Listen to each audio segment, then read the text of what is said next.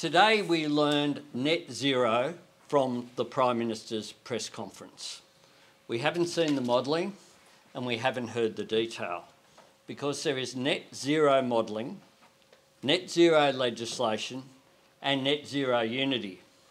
Scott Morrison left it to the last possible minute to outline a scam that leaves everything to the last possible minute. By their own words, there is nothing new in this plan. To quote their document, the plan is based on our existing policies. Well, what has all the fuss been about? The word plan doesn't constitute a plan, no matter how often you say it and what font it's printed in. As always with this Prime Minister, it is all about marketing, all about the spin, never about the substance. If this plan was really supported by the whole of the coalition, then Barnaby Joyce would have launched it with the Prime Minister. But we know that it's not supported by the Deputy Prime Minister, it's not supported by the Nationals leader in the Senate, it's not supported by Keith Pitt, the Resources Minister, and it wasn't supported by Minister Gillespie either. The fact is that the only reason why there is not going to be legislation about net zero by 2050 isn't that there's a risk it won't be carried because Labor would vote for net zero by 2050. It is because the coalition would be embarrassed by the number of their own members who would cross the floor. And Matt Canavan gave it up yesterday when he said, oh, well, we adopted pro-climate change policies just before the 2007 election, and that doesn't bind future coalition either in government or in opposition after the next election. And that says it all about where they're at. Now, we know that the only policy detail we have seen up to this point is that Keith Pitt has been promoted to the Cabinet. That's it. The only new policy detail. There's no new funding announced today, just Keith Pitt's promotion and an idea that somehow the Productivity Commission will have a look at documentation every 5 years about how it's all going.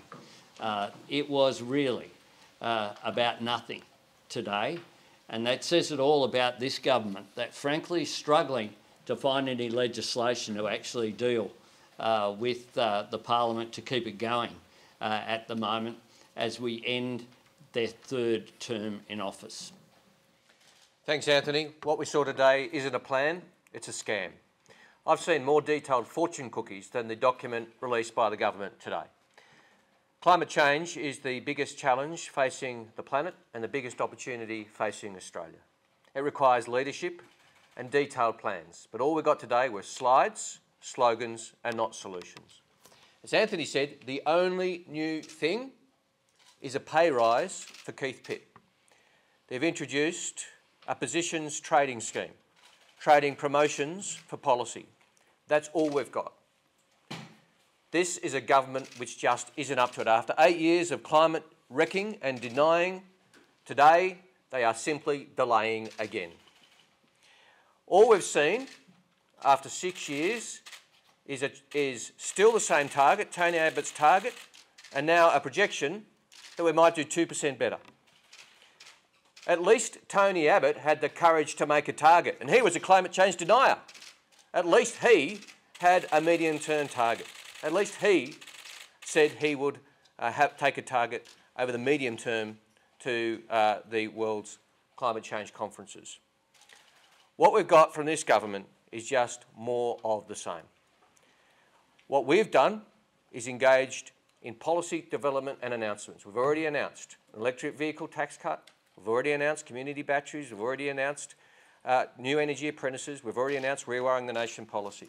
And we'll continue with that process. But we get this scare from the government to say that somehow legislation is all of a sudden bad. As Anthony said, there's one reason they won't legislate, because they're worried about the embarrassment. They say that somehow legislation is bad. Well, they're saying that Boris Johnson's government, which legislated net zero, that Angela Merkel's government, which legislated net zero, that the French government, which legislated net zero, are engaging in the destruction of their industries. They might want to explain that in Glasgow as well. So what we saw today wasn't a plan, it's a scam. It's not a plan for the future of the country, it's a political cop-out. Happy to take questions. Jonathan. Mr. Albanese, the Prime Minister announced projections for 2030 of 30 to 35%. Will you make that projection a target for the next election? Well, the Prime Minister announced a vibe today rather than a target. It's all in the vibe of what's happening. And we'll wait and see in terms of the detail, of course. You weren't given any detail at all today. And, of course, we haven't been either. What we've said very clearly is that we would await Glasgow and what comes out of Glasgow before we finalise all of our policies when it comes to climate change. But we won't wait for that to announce any of our policies, hence rewiring the nation. I asked in Parliament yesterday, would the Prime Minister adopt that? Fixing electricity transmission and making it fit for purpose for the 21st century is low-hanging fruit. It's something that the government could be doing now. They're doing Snowy 2.0 and it won't even be plugged in to the grid. It says it all about the laziness when it comes to this government. But will you have a target for the next? We'll announce our policies after Glasgow. I've been consistent about that the whole way through. And in the meantime, we've announced rewiring the nation. We've announced new energy apprenticeships. We've announced community batteries. We've announced our cheaper electric vehicle policy. Comprehensive policies that will make a difference.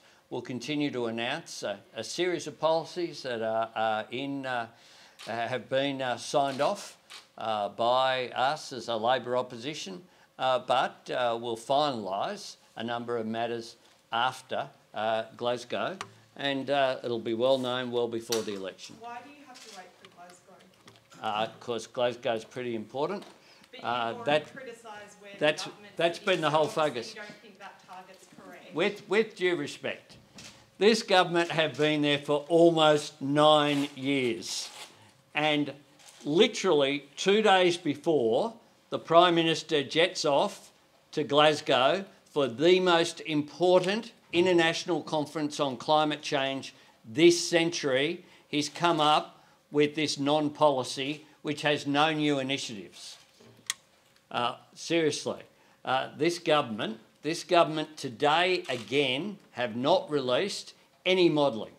They haven't released any new initiatives, and in their own words, this plan is based on our existing policies. So they themselves have stood up today and said, nothing to see here. The last election, I say to the Prime Minister, move on, Prime Minister. The last election was the last election. What we'll be judged on is our policies for the upcoming election. And it says it all about, I did watch the Prime Minister's press conference.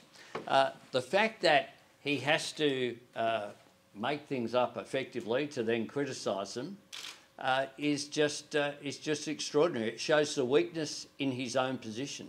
And this is a Prime Minister who can't even get agreement around his cabinet table. There's not agreement. And that's because there's no agreement that climate change is real and it requires a response. In the Labor Party, we don't have disagreement on the science. We know that action on climate change is good for jobs, good for lowering energy prices and good for lowering emissions. The Prime Minister today, he's now saying that he supports net zero emissions by 2050. Now, that's a policy that he opposed stridently at the last election. He says electric vehicles are important. That's something that he said he rejected completely and said it would end the weekend at the last election. He says that new technology is important in terms of storage of renewables, and at the last election he said that it made as much sense as the big banana or the big prawn. This is a Prime Minister who is arguing against himself rather than actually arguing in the national interest of where our economy needs to go. But pick up on what Pablo was saying. If it's not about the last election, what is your policy today about 2030?